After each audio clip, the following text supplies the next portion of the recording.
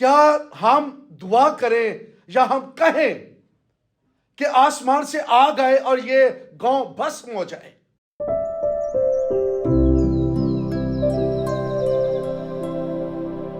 खुदावंद यीशु मसीह के नाम में आप सबको सलाम।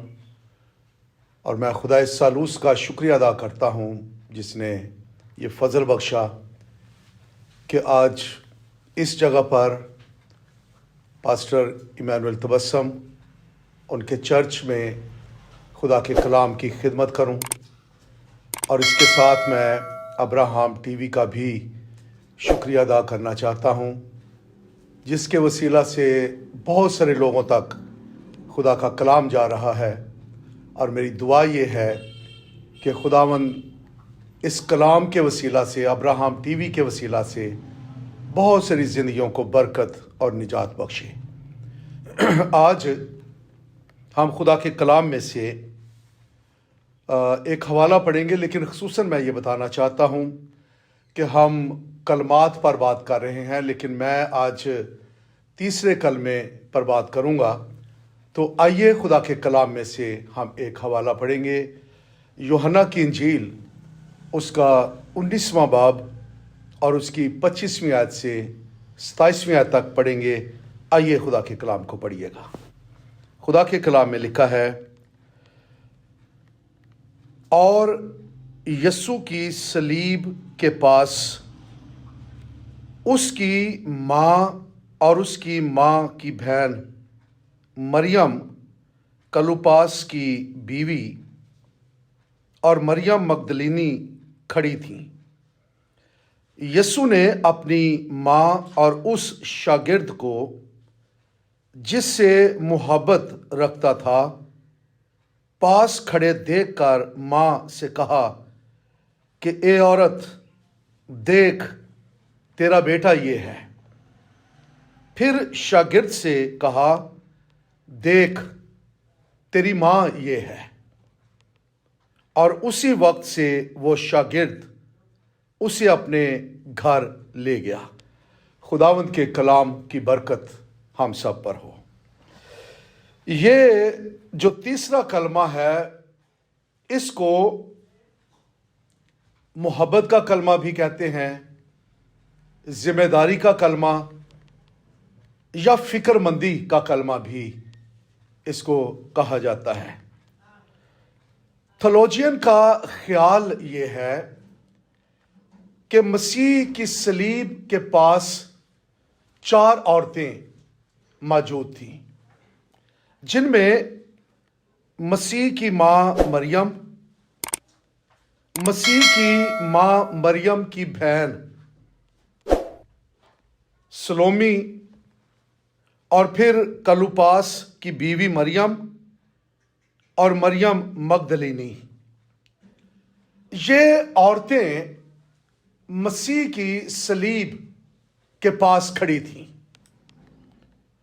क्योंकि उस वक्त मसीह को सलीब पर चढ़ा दिया गया था और मसलूबियत के वक्त ये एक ऐसी सूरत हाल को देख रही थी जिसमें ये खुद बेबस थी। और यहां खुदा का कलाम ये कहता है कि ये सलीब के पास मसीह को देख रही थी। मसीह दुनिया से मोहब्बत करता है, लेकिन मसीह ने यूहन्ना से भी मोहब्बत की, क्योंकि खुदावंद यूहन्ना से मोहब्बत करता था। क्योंकि बाइबल हमें बताती है कि बहुत सारे मौकों पर यूहन्ना का अहम किरदार भी रहा है। जब मसीह ने इसको शागिर्द होने के लिए बुलाया, और मत्ती की इंजील उसके 4 बाब की 21 से 22वीं आयत को जब हम पढ़ते हैं तो वहां पर लिखा हुआ है कि ये अपने बाप के साथ काम कर रहा था और इसने मसीह की आवाज को जब सुना तो इसने अपने बाप को भी, कश्ती को भी, और उसने सब कुछ को छोड़ा और ये मसीह के पीछे चला आया। ना जाने इसको किस चीज ने छू दिया था, क्योंकि मसीह की आवाज या मसीह की मोहब्बत इस कदर गहरी थी कि कोई भी इंसान जब मसीह की सुनता तो वो कायल हो जाता था। और यूहन्ना का मिजाज जो है ये बड़ा तुंद और तेज था, जज्बाती फैसले कर लेता था। और खुदा का कलाम कहता है कि एक दफा ये सामरिया के गांव में से गुजर रहे थे। लूका की इंजील उसके 9वें बाब की 51 से 56 आयत तक। और सामरियों ने इनको अपने शहर में, अपने गांव में टिकने नहीं दिया और ये जज्बाती हो गया और ये कहने लगा कि खुदावंद, क्या हम दुआ करें या हम कहें कि आसमान से आग आए और ये गांव भस्म हो जाए। यहां पर गौर कीजिए कि ये खुद कहता है कि हम हुक्म दें। इसने इंतजार नहीं किया कि हमारा खुदावंद, हमारा मालिक ये सब कुछ कर सकता है। ये जज्बाती भी था, लेकिन ये मसीह से मोहब्बत भी करता था।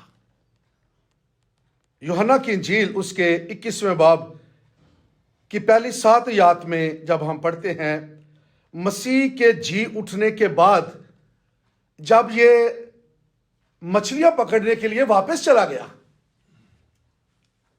तो जब मसीह वहां पर मुलाकात के लिए गया, वहां पर आया, तो सबसे पहले इसने मसीह को पहचाना और ये कहने लगा कि ये तो खुदावंद है।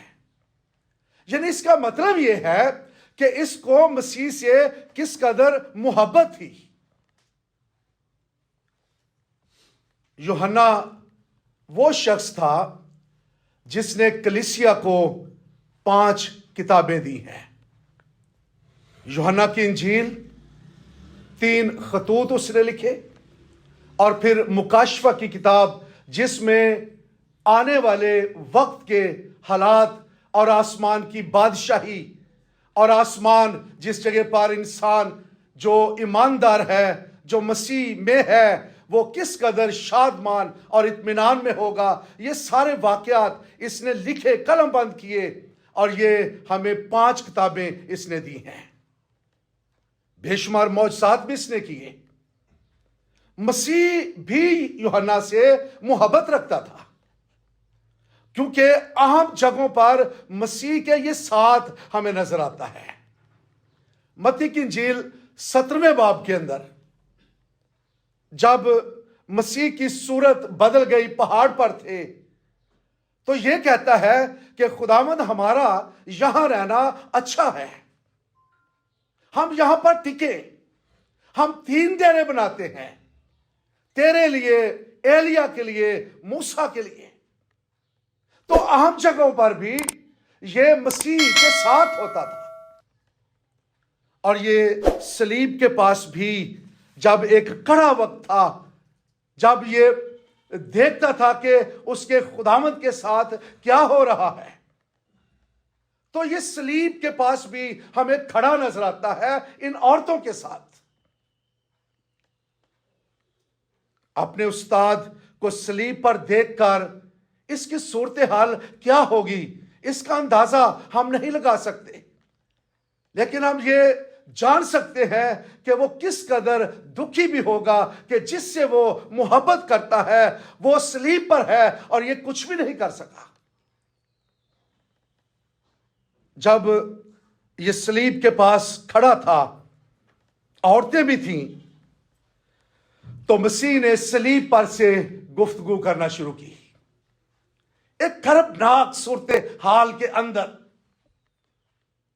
जब मसीह के हाथों पांव में कील लगे हुए थे, जब उसके सर पर कांटों का ताज, कोड़ों से बदन जख्मी था, खून बह रहा था, तकलीफ में था, शायद ऐसी सूरत हाल में इंसान कराता है, वो कर्म में होता है, लेकिन ऐसी सूरत हाल के अंदर मसीह ने सलीब पर से गुफ्तगू की और ये मोहब्बत से मसीह ने गुफ्तगू की।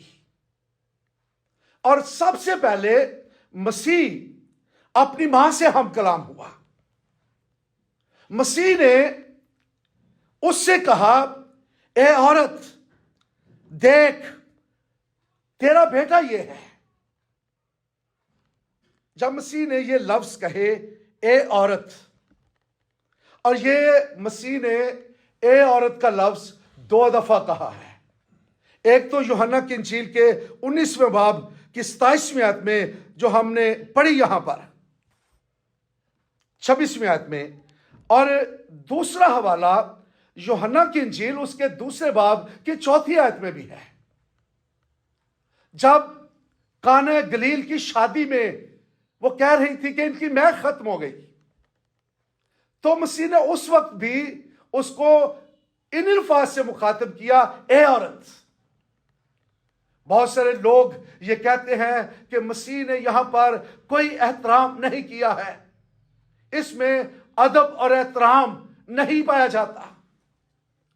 लेकिन आप अगर यूनानी अदब को पढ़ें तो इस लफ्ज में उतनी ही अकीदत और एहतराम मौजूद है जो एक मां के लिए होना चाहिए। याद रखिएगा कि मसीह कभी भी इस बात की तालीम नहीं देता कि मां बाप की इज्जत ना की जाए, क्योंकि मसीह खुद शरीयत से वाकिफ था। मसीह शरीयत को जानता था कि शरीयत में क्या लिखा हुआ है मां बाप के ताल्लुक से। और कुछ उलमा का मानना यह है कि जिस तरह से हमारा एक पंजाबी लफ्ज हम बेबे कहते हैं, तो बेबे का मतलब किसी की बेइज्जती करना नहीं है, उसमें भी वही एहतराम है। और पुराने वक्तों में लोग मां को भी बेबे कह दिया करते थे। तो इसमें हमें ए औरत कहने में यह कभी नहीं सोचना चाहिए कि इसमें कोई एहतराम नहीं है, अदब नहीं है, क्योंकि इस लफ्ज में एहतराम मौजूद है। लेकिन कैथोलिक तर्जमे में इस लफ्ज के बारे में उन्होंने तर्जमा ए खतून किया है, और वो भी बेहतर है। यहां सलीब के पास मसीह की फिक्रमंदी या उसकी मोहब्बत या जिम्मेदारी की झलक हमें नुमाया नजर आती है कि मसीह ने सलीब पर भी अपनी जिम्मेदारी को पूरा करने के लिए, मसीह ने अपनी जिम्मेदारी को निभाने के लिए उसने ये कलमा बोला, उसने ये फरमाया, वो कहने लगा, वो फिक्रमंद था। और खुदा के कलाम में लिखा हुआ है कि उसने अपनी मां से कहा, ए औरत देख तेरा बेटा ये है। और सलीब पर से जब मसीह अपनी मां से गुफ्तगू कर रहा था, तो मां के जज्बात हम बयान नहीं कर सकते हैं। वो क्या सोचती होगी, क्योंकि वो जानती थी कि सलीब पर मौत यकीनी है, क्योंकि सलीब पर से मरे बगैर उतारा नहीं जा सकता था।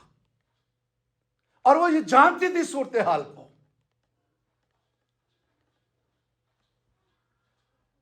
ये सोचकर शायद वो आंसू बहा रही हो, शायद वो फूट फूट कर रोने भी लगी हो।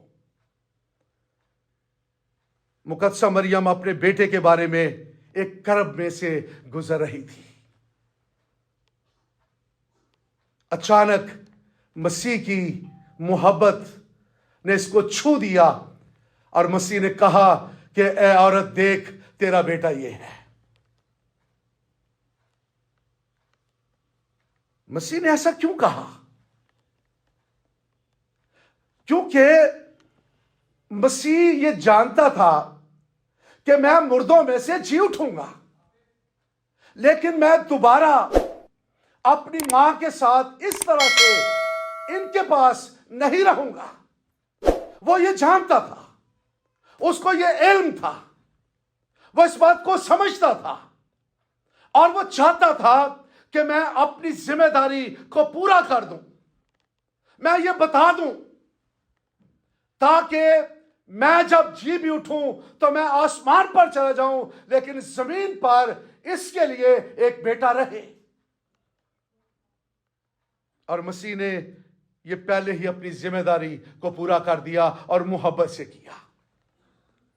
इसमें मोहब्बत है, इसमें प्यार था कि उसने ये कहा कि देख तेरा बेटा ये है, और वो शागिर्द से भी ये कहता है देख तेरी मां ये है। वो जमीन पर ऐसे ही रिश्ते कायम करता है और कलीसिया के अंदर आज भी वो इन्हीं रिश्तों के ताल्लुक से खुदावंद हमारी रहनुमाई करता है कि हम कलीसिया में एक खानदान, एक घराना है, क्योंकि मसीह की मोहब्बत की वजह से इस दुनिया के अंदर वो मोहब्बत जो रखता है वही मैसेज हम तक पहुंचा है। दूसरी बात, सलीब पर जो मसीह ने कही, खुदा के कलाम में यहां पर लिखा हुआ है, दोबारा मसीह ने शागिर्द की तरफ देखकर कहा कि देख तेरी मां ये है। यूहन्ना को मसीह ने कहा देख ये तेरी मां है। मसीह जानता था कि इसकी मां का खानदान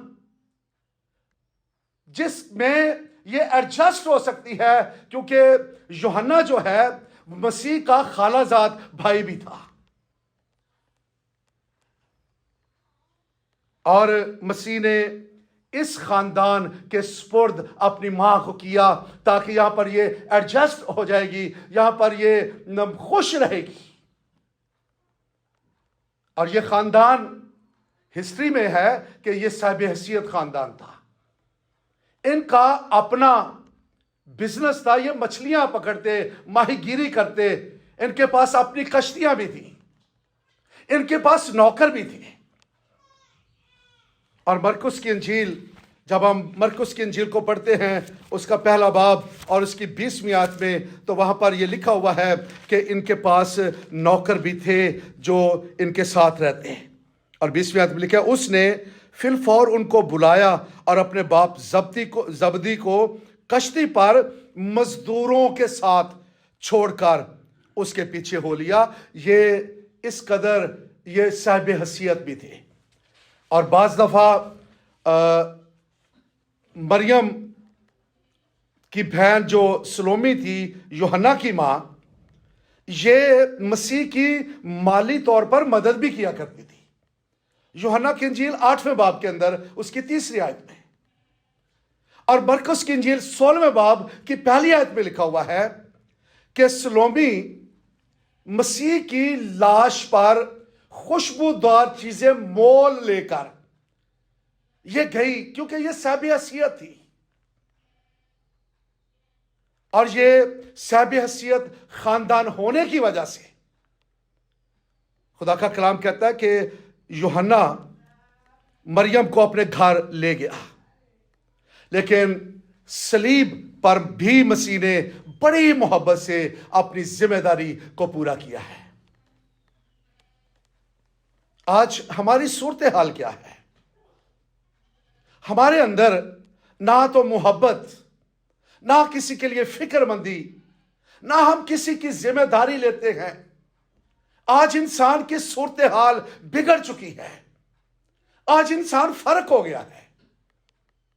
लेकिन इब्तदाई कलीसिया के अंदर जब हम निगाह डालते हैं, अमाल 2 बाब के अंदर, वहां पर लिखा हुआ है कि कोई भी अपने माल को अपना नहीं कहता था। ये लोग एक जगह पर रहते, ये अपनी चीजों में दूसरों को शरीक करते, शामिल करते, बांटते उनको। ये मिलकर खुदावंद की परस्तिश करते, उसकी हम्द के गीत गाया करते। ये निजात की शादमानी से भरे हुए थे। दरअसल इनके अंदर मसीह की मोहब्बत की झलक नजर आती है कि ये मसीह से मोहब्बत करते थे। लेकिन आज कलीसियाओं के अंदर ये फुकदान है, मोहब्बत नहीं है, एहसास नहीं है, हमारी जिम्मेदारियां हम भूल चुके हैं। लेकिन सलीब पर मसीह अपनी जिम्मेदारी को नहीं भूला। लेकिन हम अपने अच्छे हालात में भी, जब हम किसी कर्म में नहीं, किसी दुख में नहीं है, हम खुदा की मोहब्बत और कलीसिया में आपस की मोहब्बत को हम भूले बैठे हैं और उस तौर से हम खुदावंद की खिदमत और काम नहीं कर रहे हैं। तो फिर इस कलमे का मतलब क्या है? इस कलमे का मतलब यह है कि हमें मोहब्बत जो मसीह ने की है वो करने की जरूरत है। मसीह तो सलीब पर डाकू से भी मोहब्बत करता है और डाकू से भी कहता है तू आज ही मेरे साथ फिरदौस में होगा। इस मोहब्बत के कलमे को आप क्या समझते हैं? क्या इस कलमे के वसीला से आपकी जिंदगी के अंदर कोई तहरीक, कोई रोशनी, कोई सच्चाई, कोई खुदा का फजल, कोई हालचाल, कोई अंदर से मोहब्बत का दरिया जो ठाठे मार रहा है, क्या उठता है? हमें गौर करने की जरूरत है ताकि हम जान सकें कि हम जब मसीह मोहब्बत करता है तो हम क्यों नहीं मोहब्बत करते। हमें अपनी जिम्मेदारी को चर्च के अंदर भी समझने की जरूरत है, खानदान के अंदर भी समझने की जरूरत है, और हमें मसीह के कलाम और उसकी सच्चाई को भी जानने की जरूरत है। तो मैं कहना यह चाहता हूं कि आइए हम अपनी जिंदगी पर गौर करें, अपने बारे में गौर करें, देखें कि हम कैसे हैं। मसीह सलीब पर भी अपनी जिम्मेदारी, अपनी मोहब्बत को नहीं भूला है। तू क्या कर रहा है? तू क्या कर रही है? क्या तेरे पास कोई सच्चाई है? अगर नहीं है तो घुटनों के बल झुक जाने की जरूरत है। और यह कलमा हमें याद दिलाता है कि हम खुदावंद से मोहब्बत रखें।